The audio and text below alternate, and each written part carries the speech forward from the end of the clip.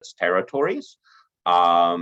We are funded by the Department of Defense, still housed right now with the Defense Logistics Agency, but we are moving to the Office of the Secretary of Defense and the Office of Small Business Programs in the near future, which won't affect our clients, just what I say when I introduce us. Once again, there's 96 PTACs in the United States and its territories, about 600 counselors overall, and we provide free, no-cost services, just acting as a bridge between businesses like yours and the government. If you need help finding your PTAC, we can assist. Other than that, just a couple of housekeeping items. The session is recorded, and we will be sending out the recording to all attendees. For questions, please put them in the chat. Just to keep the order here, attendees cannot unmute. So please just use the chat, and we'll be monitoring to make sure all the questions get answered at the end. And you can always check our website for additional updates on events, the upcoming webinars, the rest of Certification Week. So please do reach out to us with questions. If we don't get to them, we'll do our best to make sure that every question gets answered, even if we run out of time today. With that said, I'd like to turn it over to our guest speaker today, Jennifer Tobin, the lead business opportunity specialist, to go over woman-owned small business federal contracting program. Take it away, Jen. Thank you, Josh. Good morning, everyone. It's wonderful to meet you all. Thank you so much for coming out this Tuesday morning. My name is Jennifer Tilden. I am currently the head of basically all of the minority contracting. If you're looking at anything like what would be considered small disadvantaged businesses, what are the MBEs at the state level, woman-owned small business, veteran, hub zone, 8A, anything that falls kind of under those categories, you're going to be coming to me if you're in the 40 eastern counties of Pennsylvania or Delaware. I can also refer you anywhere else in the United States if your offices are outside those regions. Today, we're going to be talking about the Woman-Owned Small Business Program. And I know a lot of folks have questions about that, not only what it takes to start, but a lot of questions about our platform as well. I'm going to try to answer everything I can today. If there's anything I'm not able to address today, I'd like to say right now, please, I am a public servant. I work for you guys, every single one of you, because I am paid by tax dollars. You can reach out to me anytime. All of my information is at the end of the presentation. You see it right here, right now. I am on LinkedIn. You can see me. I have green hair. I am really easy to find. You can chat me on LinkedIn if you just have a quick question. You can add me on LinkedIn. You can email me. You can call me. I am here for you. So now that you know me, you can reach out at any time with any questions that might arise from this or any other small business questions you might have. Dominique, can I have the next slide? Okay. First and foremost, I'd like to go over the main items that you need to meet in order to be a woman-owned small business. There are basically gateways that you have to get through even before any of the clerical questions that tend to come up become an issue. Can I have the next slide, please? When you start to wonder whether or not woman-owned small business certification is right for you, you have to look at whether or not the company itself is really, truly run by a woman or women, it has to be a total of 51%. Anytime that we're talking about a federal contracting program, you have to have 51% ownership by whatever the program is. So if you were thinking about becoming a hub zone small business, or if, say, somebody on the call is a veteran, thank you very much for your service, you have to own 51%, the majority share of the business, in order for you to be the one benefiting.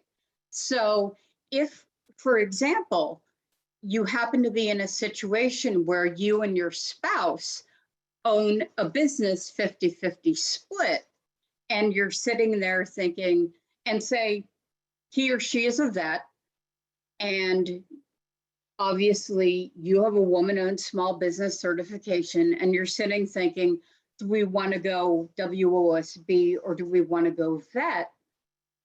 One of you is going to have to give up 1% share to get that controlling 51%. And in terms of which direction you want to go, should this be a veteran-owned business? Should this be a woman-owned small business?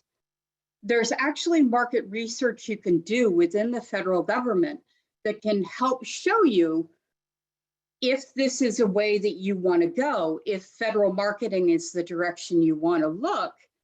Are there more apt to be contracts if you're a service disabled veteran-owned small business, or if you're a woman-owned small business? However, because we know that there have been in the past, and there still are situations where there will be a male-owned business that we've seen it happen. They go out, they find a woman, they hire her, they give her the business cards, but it continues to be a male-owned business. It just has a figurehead woman holding the second bullet there, highest officer position. We also need to see that the woman or women that own and run the company are actually the ones that own and run the company. So we need to see that the women have the managerial experience, if it's something like electrician or similar, have the journeyman experience, have the licensing, things like that, that they're not just people that have been placed in positions to get woman-owned small business contracts, that these are legitimately woman-owned small businesses that have earned the right to these contracts. There is no minimum time that you have been in business to be a woman-owned small business. And we get a lot of questions about that, because if you're interested in the 8A program, and I'm going to be talking about that later in the week if you come back, generally speaking, and I absolutely support this, we want 2 years in business before you apply to the 8A program. That is not true for woman-owned small business. The day you open your business, if you're female-owned, or if you're 51% female-owned, if there are other shareholders, you're woman-owned. So it's not a matter, there's no waiting period. You don't have to worry about 6 months out, can I start bidding? You're immediately a woman-owned small business. So you don't have to worry about minimum time in business. But please be aware that we are looking to make sure that the people in power have the actual experience to back up the fact that they're in power. And we do always need that magic number of 51%, whatever direction you may choose to go. If it turns out to be better business to be a small disadvantaged business, if it turns out to be better business, whichever direction. But also please realize that you can be more than one. It is technically possible, and I've awarded contracts to a woman-owned, service-disabled, small 8A business in a hub zone. The young lady is a member of the Apache tribe, and she's in Phoenix. She was wounded during the first Gulf War. If you've been to Phoenix, you know a lot of Phoenix's hub zone. And so she hits all those categories. As Apache, she's Native American, which qualified her for the 8A program. Hub zone in Phoenix, service disabled vet, woman-owned small business. She legitimately qualifies for every single one of those categories. So she can be every one of those categories. She doesn't have to make the decision, I'm going to be a small disadvantaged business, I'm going to be a service disabled vet, not a woman-owned small business. It is possible to be both. And I just wanted to let people know because we do receive that question a lot. Next slide, please.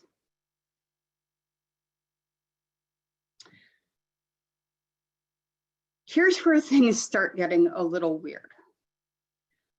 Normally speaking, when we have a set aside in federal government contracting, what we're really talking about is like I said up front, a minority or some portion of the population who is so small and so set us off from the general population that they need the program to level the playing field. And things have been either so systematically unfair for these people. I'm looking again at, say, the Native Americans or POC, or they have given so much in the cases of, say, service disabled vets, that they have set themselves aside, and the set aside that we are giving is either sort of as a payback or a leveling of the playing field, or sort of a thank you. Women are neither. We are not a minority. There actually turn out to be more women than men, statistically speaking. So we can't give a minority set aside to women because we're not actually a minority. So, but however, at the same time, Congress and contracting officers and everybody else in the business market realized, and we're still dealing with on a day-to-day basis, women don't have fair opportunity in a lot of areas, even though there are more of us than there are of them. And even here you can see it, Dominique and I and Josh. There are more of us live longer, whatever, but even though we live longer, it doesn't mean we get as many opportunities. So what do you do for a minority certification for a non-minority? Somebody at a much higher pay grade than mine had to sit down with the entire set of North American Industrial Classification System codes, NAICS, N-A-I-C-S codes. And he, she, or they went through code by code by code.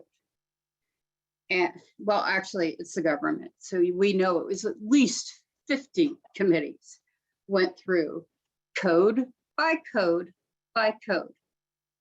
And they determined on a code basis which individual codes women didn't have. fair opportunity in.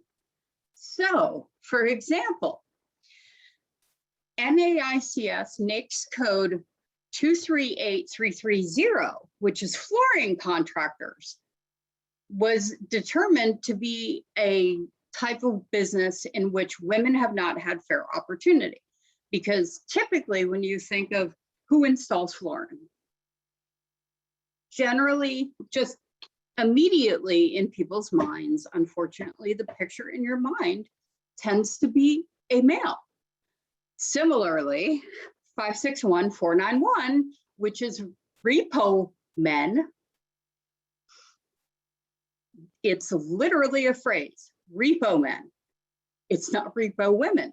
It is so typically a male-dominated field that it's part of the name. 811113, that's automotive transmission repair. There really aren't that many female mechanics. So somebody went through code by code by code, and they pulled out all the ones where women have not traditionally had fair opportunity. And they threw in this stack over here. However, on the other side, they went through another set of codes, and codes, for example, beginning with things like 442. 442 are codes having to do with home furnishings.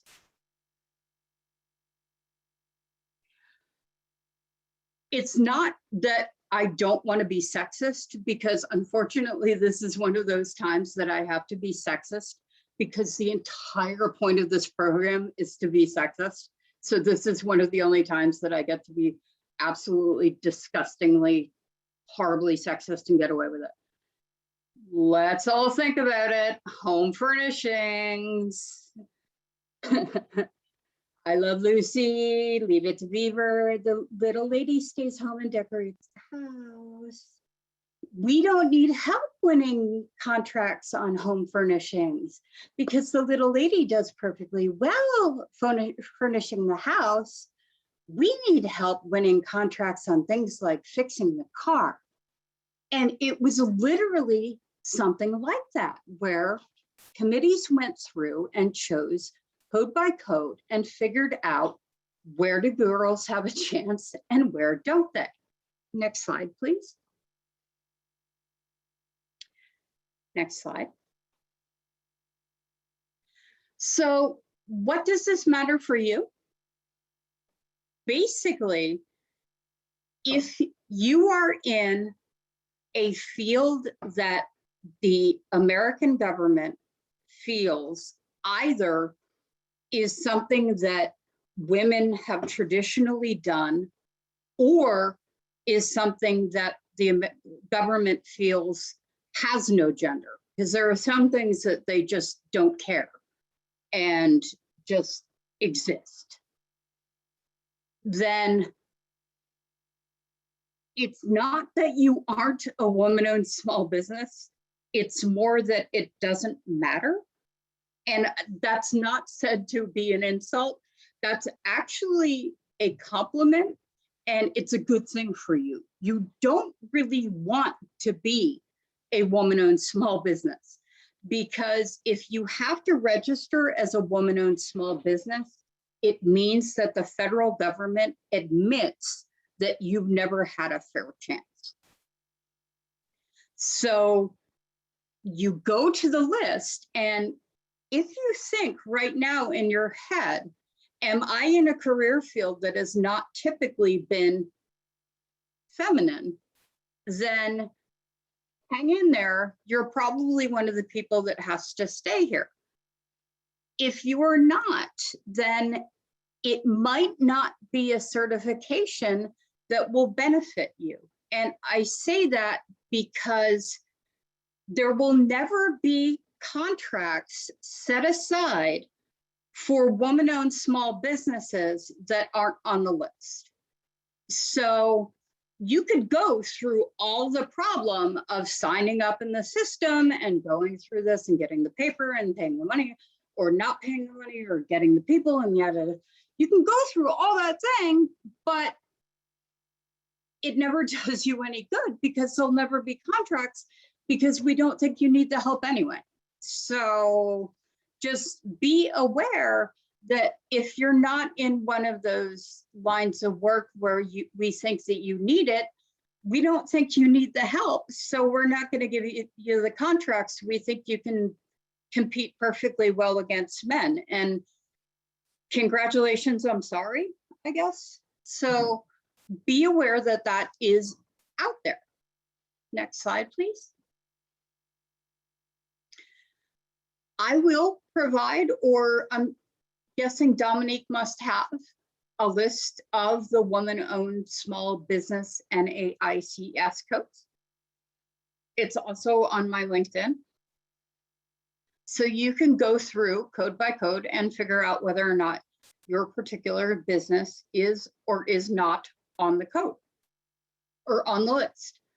Generally speaking, you're going to be looking at things like construction, cars, planes, STEM shows up a lot. Food truck. Oh, that's a fascinating question. It depends on how the food truck is coded. Actually, I'm not certain. I'd love to look that one up for you because I'm fascinated to know myself. I will be happy to follow that up, Ms. Hill. I'm not certain off the top of my head, but I would love to look into it. So if you find yourself in a position where, unfortunately, you're on the list and you're in one of these lines of work where you actually do need the help, and you are, say, a woman-owned environmental firm, we see those a fair amount, then the woman-owned small business contracting program was basically created, again, to try to level that playing field. Next.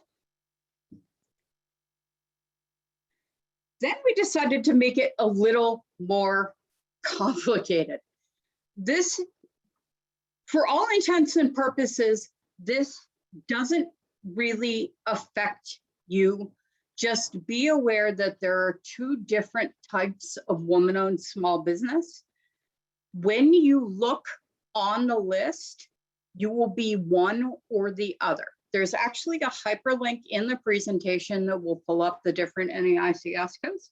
So even if you don't get the handout, it is in fact hyperlinked in the presentation. But this gets a little strange. All economically disadvantaged women-owned small businesses are women-owned small businesses. So if you see a contract that is advertised for woman-owned small business, an economically disadvantaged woman-owned small business can bid. But if a woman-owned small business sees an economically disadvantaged woman-owned small business contract, they cannot bid. All pandas are bears, but not all bears are pandas.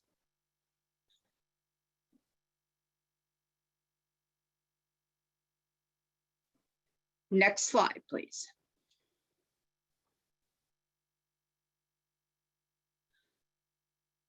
Your code will come up as either woman-owned small business or economically disadvantaged woman-owned small business. Woman-owned small business means we are so bad in the United States government about employing women that do this, that any woman-owned business that does it can bid. Economically disadvantaged woman-owned small business is a little more complicated. That says we know we're bad, but only certain woman-owned small businesses can bid. This is what qualifies as an economically disadvantaged woman-owned small business. Please look at the numbers here. Economically disadvantaged means something very different to the United States government than it means to anybody else on the face of the planet, including, I don't know, sane people. Because when we look around in our couch, we find millions and billions of dollars. So this is quote unquote economically disadvantaged. I am happy to talk to anybody that is wondering how to classify their business. We're happy to talk to you, or the PTACs are happy to talk to you. It often turns out that you have what is called a primary Naics code, which is where you do the bulk of your business. And then you have a whole bunch of other Naics codes where you have like a couple of tentacles or your little fingers and toes in, and that's fine. Dell Computer has literally hundreds of Naics codes that they do business in. It's crazy, but it's okay if you're not certain where you are. Give me a call, drop me, actually, it's usually a little easier to drop me an email. I'm kind of all over the place, but drop me an email, drop me a chat on LinkedIn. We can figure out what your primary Naics code is likely to be, and we can work with you from there. Next slide, please. Okay. Not showing up on my dashboard. How long does it take to update and show up? I will get back to the questions in 1 second. Why do you want to certify? I guess is the next question. There are two main reasons that companies generally want to certify as a woman-owned small business. First of all, there is 5% of the federal budget set aside for woman-owned small businesses at present. Yes, a Naics code can be changed at any time. Your Naics codes often evolve. You may find yourself over the course of years going from one Naics code to another. That's absolutely fine. You just have to hop back into SAM and change it up. Currently, 5% of the federal budget is set aside for woman-owned small business. And if you think of the billions and billions, oh, I sound like Stephen Hawking, the billions and billions and billions of dollars that we spend, that is an extraordinary amount of money. In any given year, it's, do I have the latest numbers here?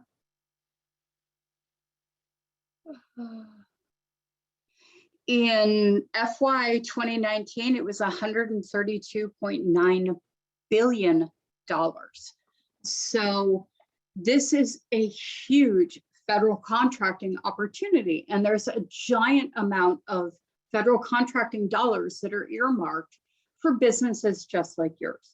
And I talk a lot in my federal contracting classes about how, if for no other reason, you might want to start thinking about going into federal contracting, because we are great, quote unquote, keep the lights on contracts. COVID comes, COVID goes. Hurricane Sandy comes, Hurricane Sandy goes. Recession comes, recession goes. The government is still here. The government still pays their bills. No matter what happens to the economy, the government is still here. So, and we have passed something called the Prompt Payment Act.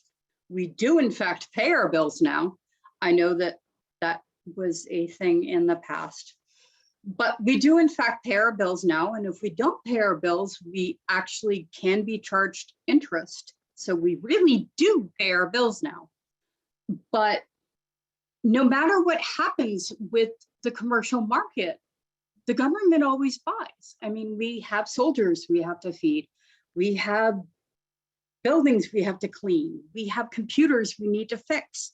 They don't care about COVID. They don't care about recession. So it is an excellent way to balance your portfolio to become involved in federal contracting. In addition, a lot of people find that they need to become certified to do business as, say, a subcontractor, and that's great as well.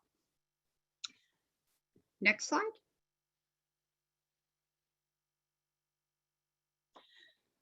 We also will accept 2 other types of certifications. We will accept if you are an SBA 8A as a woman-owned small business, and that is possible. I'm going to talk about that in a couple of days. That is admissible, and we will accept CVE as well. And we are having a class on CVE later this week as well. So looking forward to hearing about both of those programs. Next slide. We also have some third-party certification. I want to clear up about third-party certification. There are 2 ways to go with becoming a certified woman-owned small business, and I want to clarify what the difference is and why you might want to go each way. It is possible to self-certify for free as a woman-owned small business. We're going to talk in a moment about how you access the beta.certify.sba.gov platform, and you just go through the process of putting all your information in that portal, and you are certified when you receive the email from the SBA. Alternatively, it is also possible to go to one of the entities on the screen, El Paso Hispanic Chamber of Commerce, National Women's Business Owners Corporation, the U.S. Women's Chamber of Commerce, or WBEC, and basically give what is, to a certain extent, the same documentation to these certifying entities. They will review the documentation. They give you, I think it's a pretty certificate suitable for framing. You take that certificate and you upload that certificate into beta.certify.sba.gov, and then you become a certified woman-owned small business once you receive the letter from SBA. The parties on the screen currently cost money. It varies from entity to entity how much. Why would you choose to go with a third-party certification that costs money when you can do it for free is a question that I frequently receive. The answer I'm going to give you is, first of all, a number of these give additional support that is not available to people that go their own way.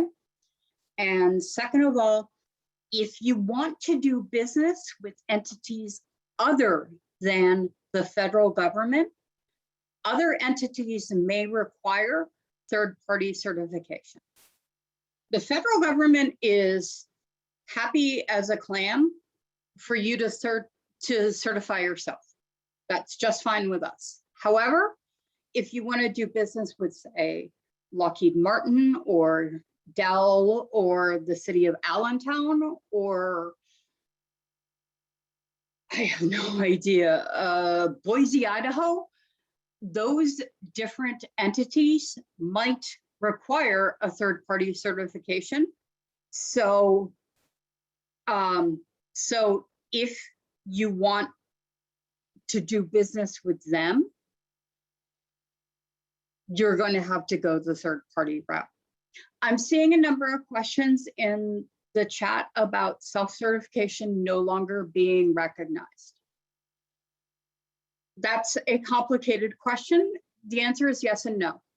If you were previously self-certified in the old system, that has gone away and died.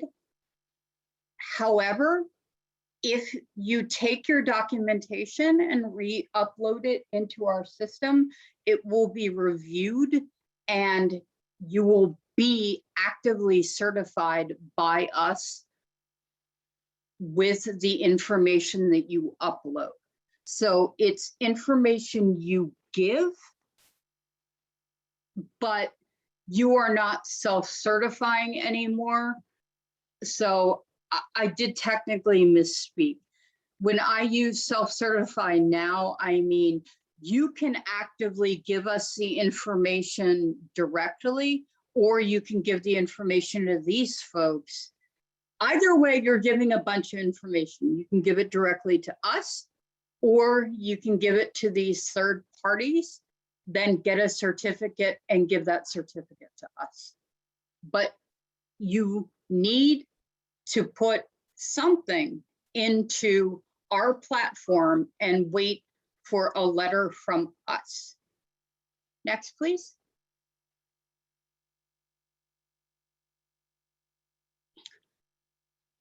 We do have help available, and there are continuing changes with the program, and I apologize for that.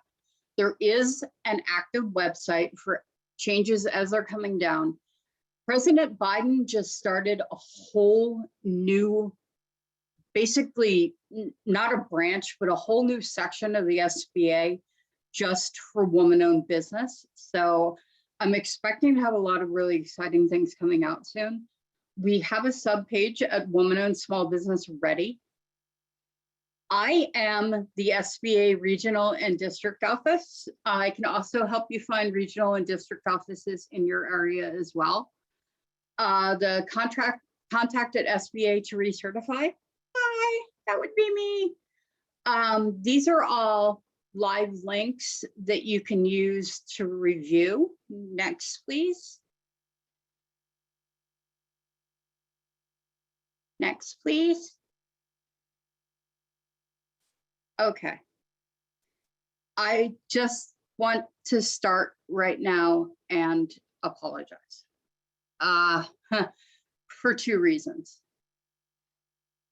Number one, the beta.certify.sba, or it's not actually beta now, it's now certify.sba.gov.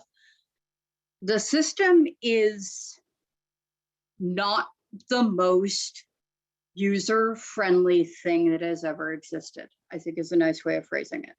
A lot of people have a hard time with the certify.sba.gov system. It is not you, it is the system. If you get frustrated, if you get angry, if you're having problems with the system, it is not you, it is likely it. Please feel free to reach out. I spend a lot of time dealing with the computer bugs in the system, and I assure you, it's not you, and I'm terribly sorry, just straight up right now. Second of all, I saw a question coming in about, I put in my paperwork and how long. We are desperately understaffed in the Woman-Owned Small Business Program office.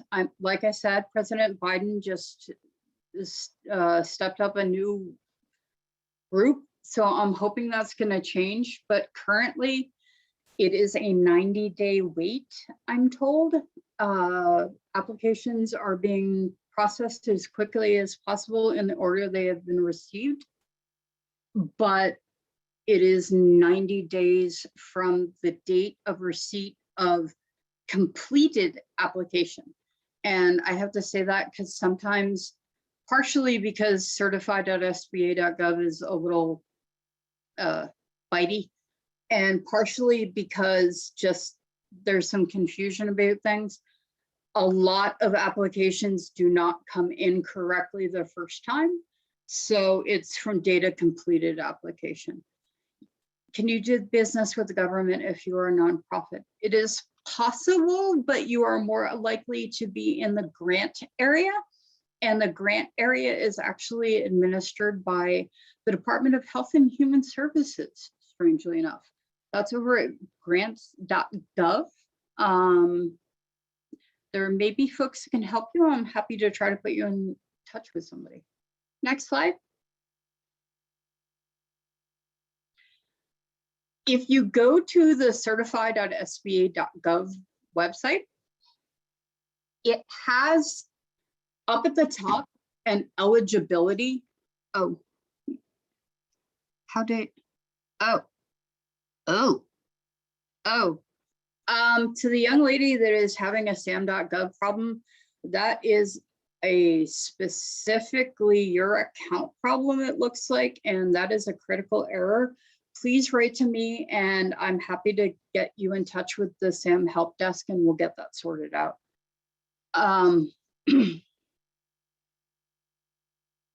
Yes, we do let you know if the application has issues, but there's also a website where you can check your own application. And I know that the woman and small business people are leaning very heavily on people to check their own application, and I will get that link to Dominique.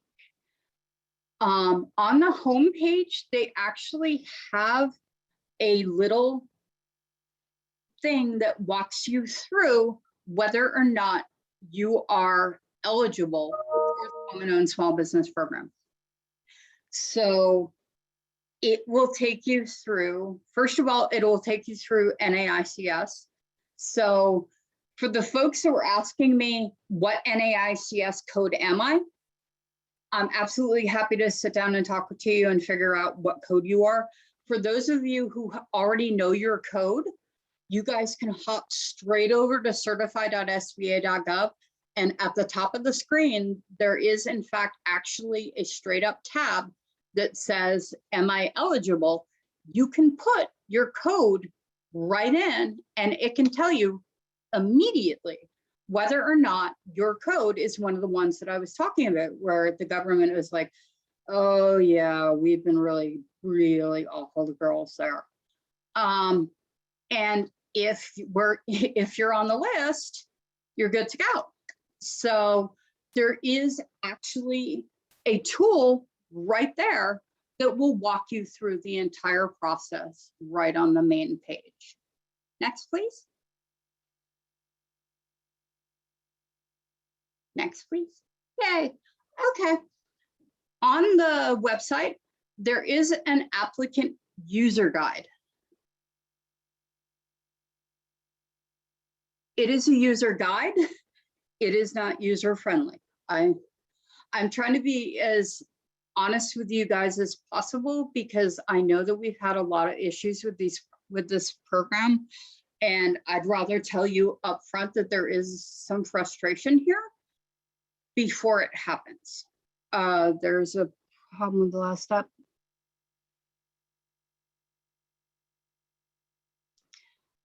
Ms. Lazarek, please drop me an email and I am happy to see what we can do and figure out what's gone wrong with your application. Unfortunately, I think partially because the woman-owned small business staff at headquarters is so understaffed, automated emails have gone out. And if you start the woman-owned small business program certification process and either your application is stalled or you get an automated email back that speaks government and it's like, what the hell does this mean? I don't speak government. I speak government and I also speak English. So drop me a note and say, I got this government gibberish. Can you please translate this? And we will figure out what's wrong because it's sending out emails that I think frustrate people. And I can help you work through the frustrating system emails. There is also a knowledge base on the website that has like YouTube videos and stuff that show you how to work through it. I don't know how good they are, but I will tell you, there has been a knowledge base as long as there's been a certify.sba.gov, and we're still having problems. However, there is a help desk, and almost nobody seems to know where the help desk is. So I actually found it and put the link into the presentation right there. So that's an active link to the Certify help desk that no one ever seems to be able to find, and that's actually a useful item. Is the certification also accepted by the private sector? Yes. Yes, by and large, that's usually what they're the private sector is looking for, which is one of the reasons why everybody keeps asking for it. Will I drop the link to the help desk in the chat too? I think Dominique can do that. Otherwise, I will.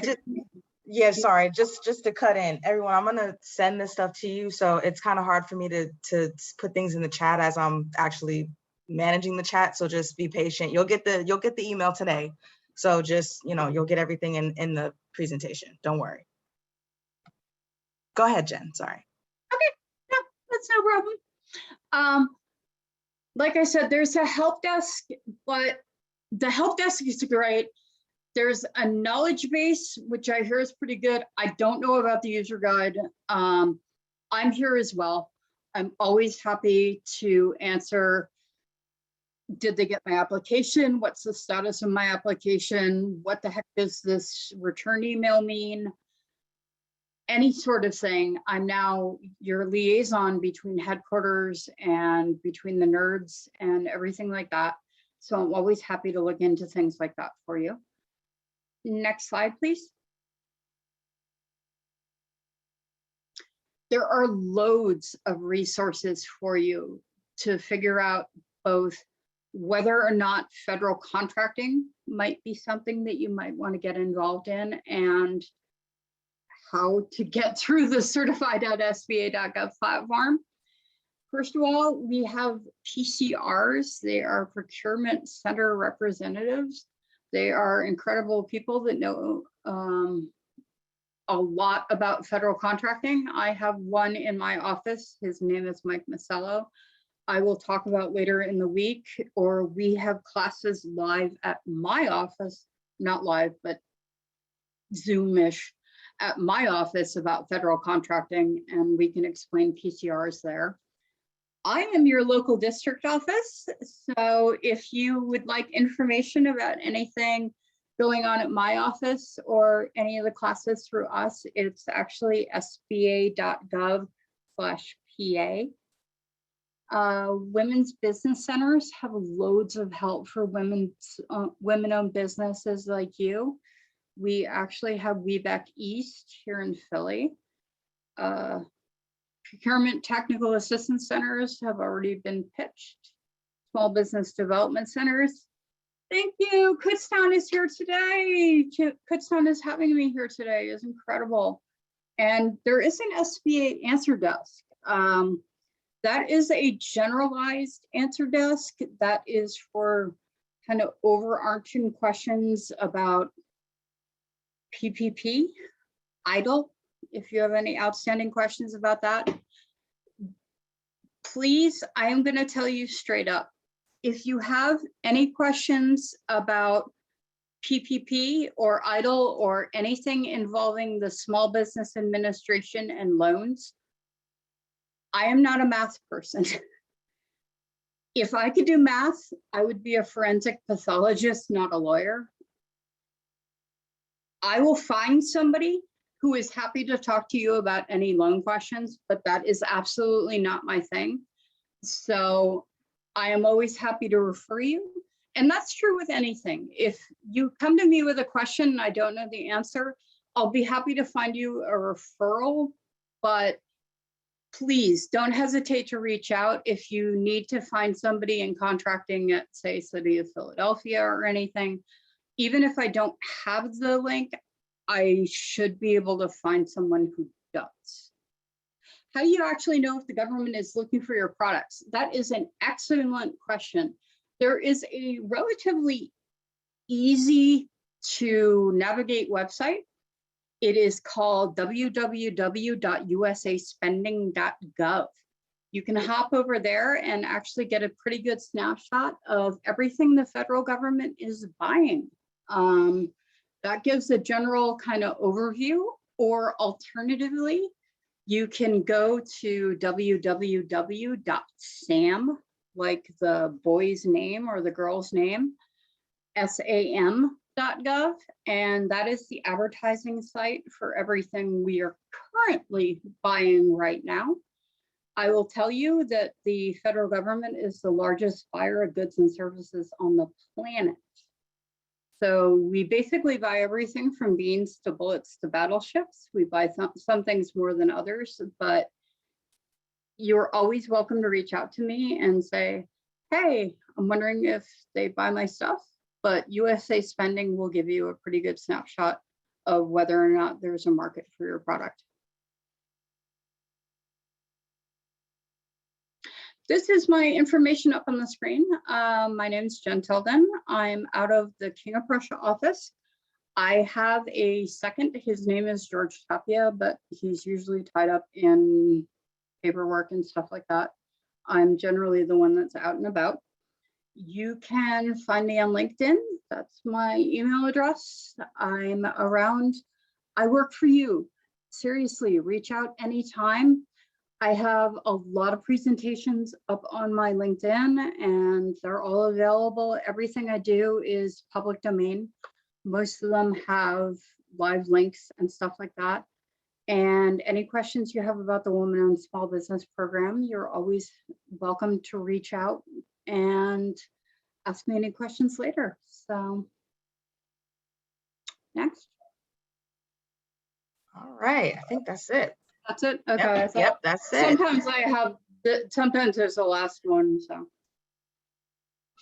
Awesome. So I put in the chat, if you guys had any questions, go ahead and drop them in there. I know Jen was tackling them sort of as she went, which was great. So thank you for that, Jen. We'll give it another minute or two so you guys can go ahead and pop them in. But this was an amazing presentation. We did do this last year as well. And it was so helpful because we always got questions regarding the certification and we were always kind of looking sideways, figuring out how to answer these questions, especially since the certification, had the new platform and all of that good stuff. So thank you so much.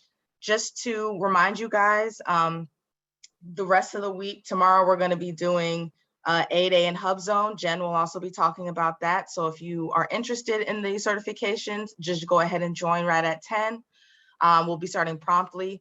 You will be getting the presentation, both the slides and the recording shortly. As soon as it's made available to me, I will send it out. So no worries. All of the links and everything will be embedded in the files. So you'll have everything you need. And Jen's information is both on the first and last slide. So as she mentioned, feel free to reach out to her with any questions. And of course, you have the PTAC. We're here for any of your government contracting needs. So regarding some of you are interested in figuring out your Naics codes. I know Jen said she can help, but we can also help you with that as well. Someone also asked about how to find sort of that historical data. How do you know what the government's looking for or wants to buy? We can help you find that information as well. So feel free to reach out to us. And if we're not your PTAC, we'll definitely help you find your PTAC. But with that being said, it doesn't look like, one question. Once you are certified, are you required to, hold on, chat's actually moving kind of quick now. Certification in the future. Yeah, there we go. Yes. Please be aware, among other things, you must go into SAM at least once a year. If you don't hop into your SAM account every year, then it will become inactive and you become ineligible for federal contracting. Please also make sure to let us know if there's any change in your eligibility. Otherwise, the system will let you know when you need to update your certification. Awesome. Also, yeah, I'm seeing more and more questions about the Naics. So what I'll do is I'm going to send you guys a link to the Naics Code website so you can find that. And if you have any questions regarding that, it's also in the Am I Eligible, the certify.sba.gov. Am I eligible top tab? I think the first or second thing it asks you is, what is your NAICS code? And then it will either yay or nay you straight up. Oh, perfect. Okay, good. Is women-owned printing business 323111? I have people call who want me to pay to do bids. I'm pretty sure printing is. Yeah, I did drop the link in the chat, but again, I'll follow up with everyone with that qualifying Naics code list. And I have people call who want. You don't have. If I'm reading your question correctly, you don't have to pay to No, bid? no. Please, please, please, please, please, please. If you take away nothing else, you never, ever, ever have to pay for anything in federal contracting. Yes. If someone is telling you you have to pay them, please, the correct answer is stop, stop, stop. Call me, call Josh, call Dominique, call somebody, because it is highly suspect. The Mhm. federal government will never demand money for anything in federal contracting. So you're probably dealing with a third-party vendor, and they may very well not have your best interests at heart, I think is a nice way of phrasing it. There are a lot of sharks in this water, kids. So if you get an email and you think it's dodgy or anything like that, I am here. Like I said, lawyer, I've seen every type of shark in the ocean. But you never ever have to pay. So if you're having somebody tell you you have to pay to become a woman-owned small business, you have to pay to become an 8A, you have to pay to do federal contracting, you have to pay. If you hear you have to pay, the correct answer is, no, I don't. Right. And call Dominique or I, and we will help you work around that. Yeah. Yeah. The general rule of thumb, I always tell clients, if you get an email from a, website.com and they're, asking for money, generally just assume that it's, something you can ignore generally. But .gov is yeah, the magic .gov. Yep. answer. SAM.gov, SBA.gov. It could be an agency. .gov. .edu I'm less worried about because our SBDCs are often affiliated with a school like Kutztown, we have Lehigh, we have Widener, but .gov.edu. But if you get into .com, that's when they start doing the gimme. And if you hear gimme, go. I like that. Yeah. You can feel free to ignore that. Just ignore it. Now, there are some people who do pay for those services because they don't have the time. I still don't recommend it. Absolutely. If English isn't your first language, if you're busy, you can make a business choice to retain a firm to do so. But please know, all of these services can be done for free. If you choose to retain a company to do it, that is a business decision you are making. And there are legitimate companies that do this. I have friends that do things like help companies apply for 8A. The person I got this job from now does that in Atlanta. She's a great person, but be aware that that is a business decision you are making to retain somebody like Paula. You don't have to. Yep.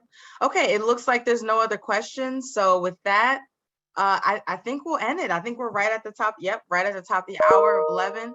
So like I said, I will follow up with you guys shortly. As soon as this recording is made available to me, I'll go ahead and send it out to you guys. The slides will be available. I'll send Jen's information right in the email, the Naics Codes qualification list, as well as the website where you can actually find your Naics Codes.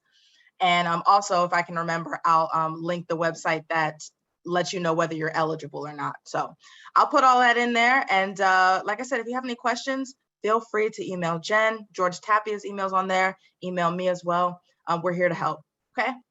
All right, everyone. Have a great rest of your day. We'll talk to you soon. Also, again, don't forget, tomorrow is 8A and Hub Zone. It's a joint session. We're allotting it for 2 hours. May not take that time though, but feel free to join that if you're interested. Okay. All right. Have a good one.